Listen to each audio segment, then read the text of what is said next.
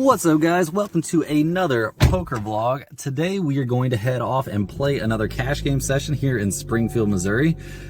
First of all, I want to say thank you to you guys. The support on the channel has been nothing short of overwhelming recently.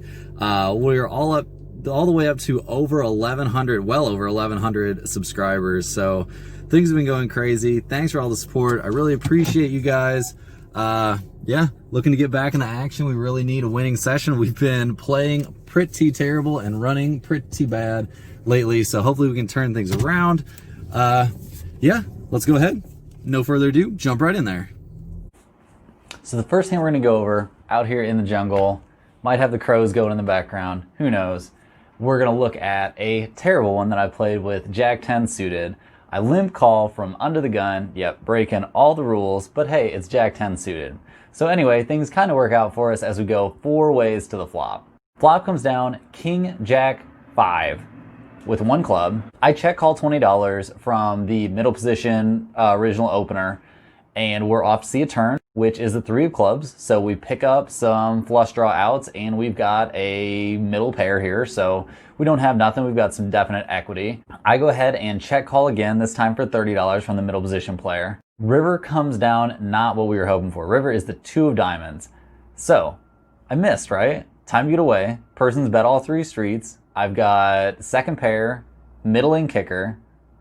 Time for a check fold, right? Well, not today. Unfortunately, we go ahead and call the bet of $50 from the middle position player, and guess what he shows us? He shows us a king. He shows us King 9. Obviously going to have top pair here a lot. He actually had King 9 of spades, so he had a ton of equity on that flop. And we lose a pretty ridiculously stupid one to start things off. So the next hand we're going to look at, I've got Jack 6 of diamonds from the hijack. I'm starting the hand with about $200 after that ridiculous debacle in hand 1.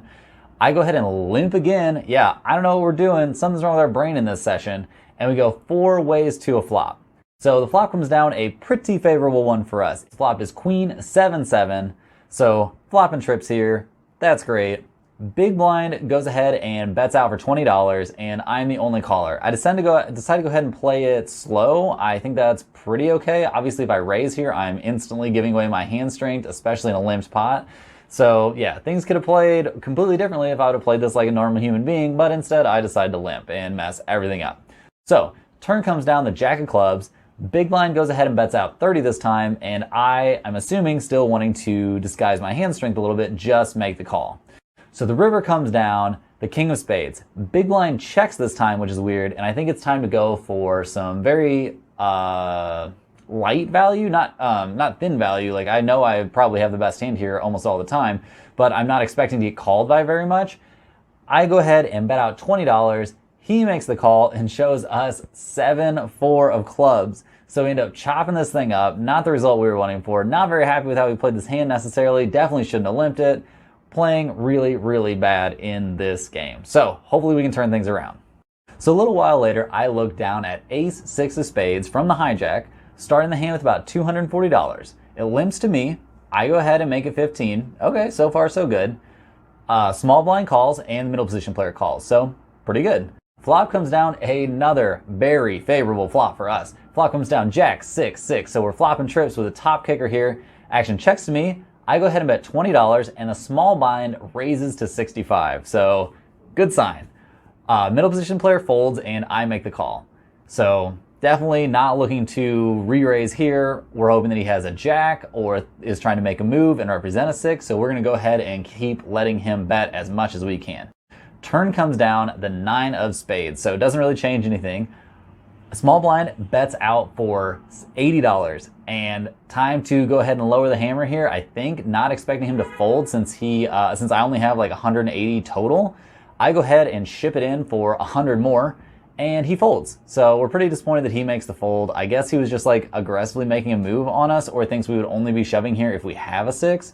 I don't know how many 6s he thinks we're going to have in our opening range, which hopefully it's not enough, but God knows where my ranges are at right now. So anyway, we take down a pretty nice size one, flopping trips for the second time.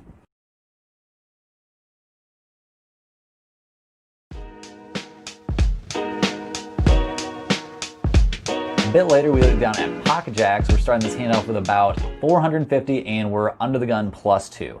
I go ahead and open up the action to 15. The cutoff and the button both make the call, and a older, much tighter than average player in the small blind makes it 30. So we get min 3-bet. Obviously, we're going to have to make the call, and we do, and it goes 3 ways to a flop. Flop comes down, all undercards, 6-5-3. The tight player in the small blind goes ahead and leads out for 60. So I think this is a little bit on the tight side here, but we're going to go ahead and make the fold. There's no way he's doing this light. I know this seems like the nittiest fold in the world, but I promise it wasn't. After the cutoff makes the call, the turn comes down the 10 of diamonds, and this older, extremely tight gentleman that I have a lot of history with playing against, shoves all in for like $500, and the cutoff makes the fold. There's no chance, guys. There's no chance he has worse than jacks here. 0%. This is kings, for sure. Kings, maybe queens, maybe aces, but 0% that he ever is behind pocket jacks right here. A little while later, we look down at ace queen offsuit from the button, starting the stand off with about 320.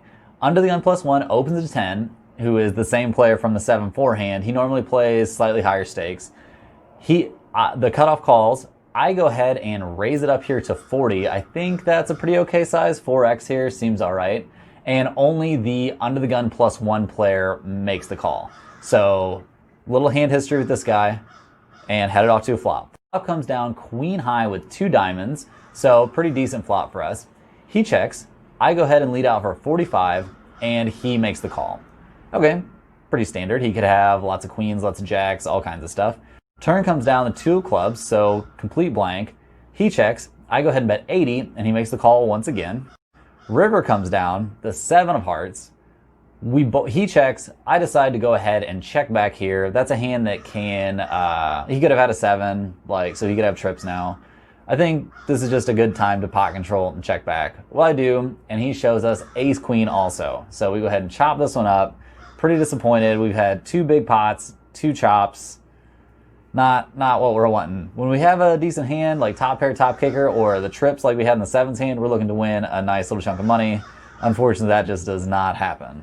So after a little while, we look down at ace jack offsuit. We're starting this hand off with about $300, and we're under the gun playing 8-handed right now. I go ahead and open to 15 and get a million callers. I don't think ace jack is necessarily an open from, ace jack offsuit anyway, is not necessarily an open from under the gun in this spot. So not really even happy with my open. Flop comes down ace high, so that's great. I bet 30 and get called by the super tight player from the hand where I folded pocket jacks. He's the only caller though, so that's nice at least. Turn comes down the 8 of spades, and we both check. River comes down the 2 of diamonds. He goes ahead and bets out 30. I don't think there's any way I'm good here. He could have the flush that came in on the turn and be checking it, trying to trap me, which seems pretty standard for this kind of player. He could have a few different 2 pairs. He could have ace queen. He would have definitely played ace queen almost exactly like this. I don't think there's any way he bets ace queen on the turn. So maybe we're getting ourselves bamboozled by this old gentleman, but I don't think so. We go ahead and make the fold. I think I'm content with the fold, guys. If you had played against this person, you would understand. Also, I hope the crows aren't too annoying. They are 100% back, so that's what you get outside. There's going to be some little bit of background noise. So anyway, on to the next one.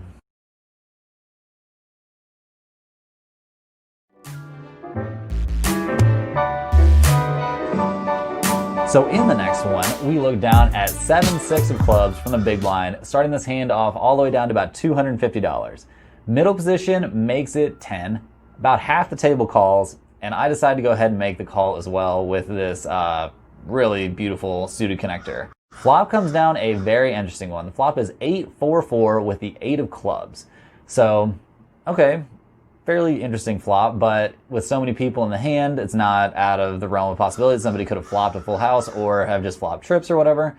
Anyway, action ends up checking through, so pretty odd result. Turn comes down a beautiful one for us. The turn is the 4 of clubs. So we turn the straight, obviously, and we have a redraw to the straight flush draw nuts. So that would be pretty crazy. I go ahead and bet 40, and one player makes the call. So we are off to a river. River comes down the 2 of clubs, so we ended with a flush, but not the straight flush that we wanted. I bet $80, and our opponent makes the call and shows us Jack 9 of clubs. So we do not win with this one after feeling like we were in such a good spot. We end up breaking it out, and now we are way down in the dumps. So after a little while, we look down at King Queen offsuit. We're playing 7-handed now, and I'm starting this hand with about 145. I go ahead and open to 15 from middle position and get 3 callers. Now we are pretty tilted at this point. We just got flush over flushed. We are not feeling great. Anyway, flop comes down queen high, so that's pretty good for us. I go ahead and bet out 40, planning on shoving if given any sort of chance to do so. Middle position 1 makes the call. The guy who I've played all these hands against, who normally plays higher stakes, makes it 140. I go ahead and sigh and shove all in for my last about 100. Middle position 1 calls, and the razor makes the call as well. Turn comes down the ace of spades, so insta terrible card for us. And the action checks through, so that's actually a great sign for us, even though not very encouraging. River comes down the 5 of diamonds, so not the worst card for us, I suppose. Middle position checks, and the high stakes player bets 80 into a side pot of 88. Middle position player 1 folds. The high stakes player flips over king queen, so we chop once again. A 3rd time in the session we're chopping. At least we win some money here because of the dead money in there from middle position 1, but we'll take it. What a mess of a night. All these chop pots. I mean, I guess we could have lost this one outright with that ace coming on we could have lost this one outright with the ace on the turn, but man, it would be nice to actually straight up win a pot. Good while later, we look down at ace 5 of clubs, start it from the small blind. We're starting this hand off with about 200. The tight older player makes it 10 to go, and we head to make the call, and we head to the flop about 4 ways. Flop comes down a middle of the road one for us. We flop 1 club, queen 7-3. The old man bets 15. I make the call, and the big blind also calls. The turn comes down a fantastic card for us. The turn is the 4 of clubs, so now we have all sorts of straight draws, and we have a gut shot straight draw and a flush draw to the absolute nuts. So that feels pretty good. The older player bets 25. The older player checks. I bet 25. Big blind calls, and the older player folds. River comes down the king of clubs. So the beautiful king of clubs. We've got the nuts. There's no way it's going to be a chop. There's no way we're going to lose. We're going to take this one down all on our own. I go ahead and lead out for 60, and the big blind makes the call. So we are super happy. Take this one down. He just mucks his cards, so we don't get to see what he had. But it feels freaking good, guys, to take one down. So we'll take that, chip up a little bit.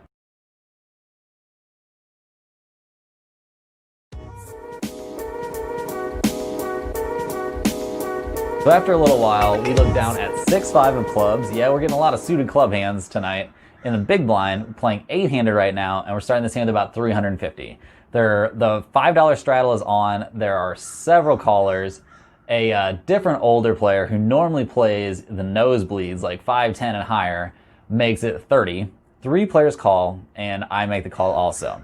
The flop comes down a pretty interesting, decent, okay-ish one for us, I suppose. Flop is 9-8-4 with the 9 of clubs. So the action checks through on that flop, which I think is fairly interesting and definitely a pattern that goes on in this game that I hadn't really noticed playing it, but going over my hands, I definitely noticed. The flop comes down a pretty interesting, decent, okay-ish one for us, I suppose. Flop is 9-8-4 with the 9 of clubs.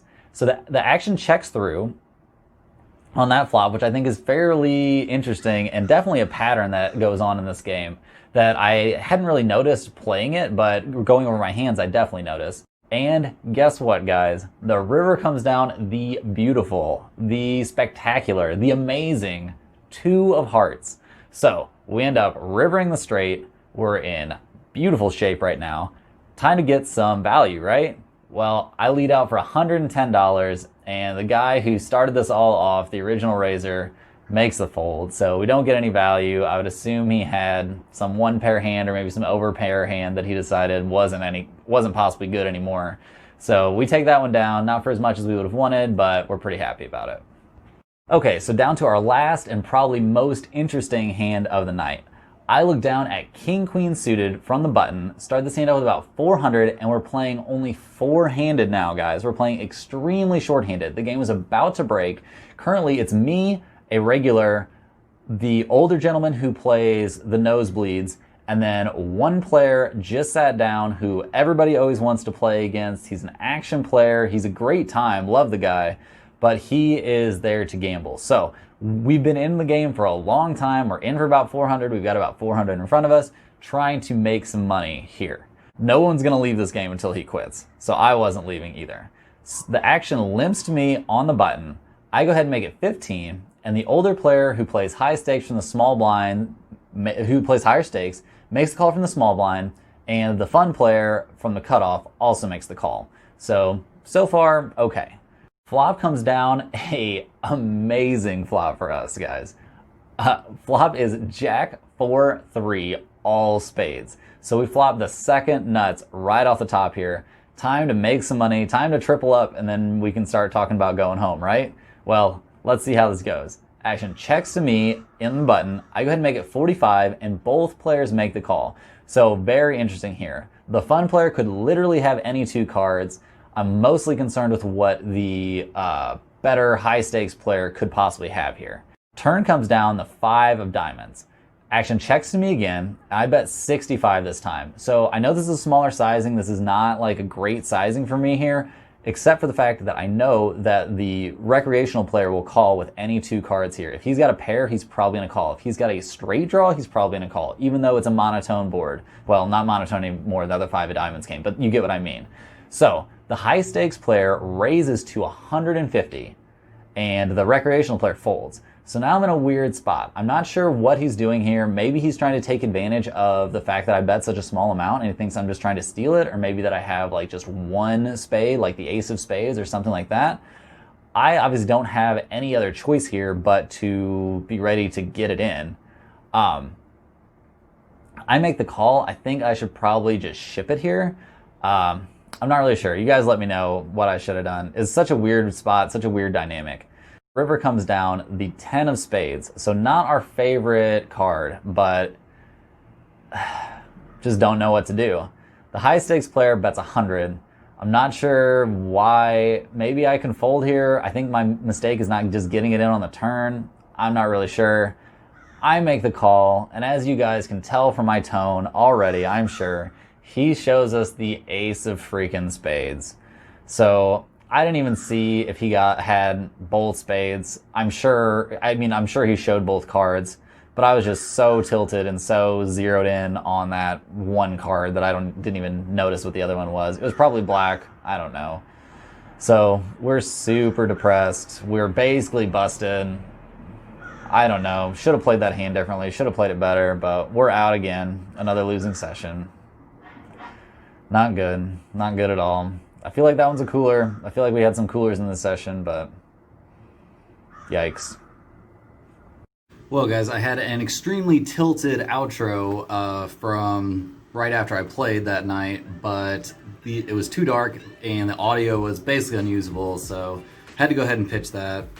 Moral of the story is, very unhappy with how I played overall. I think I played terrible. The last hand might have been kind of a cooler, but I don't think it really was. I think I was pretty frustrated, and that led me to make some questionable decisions.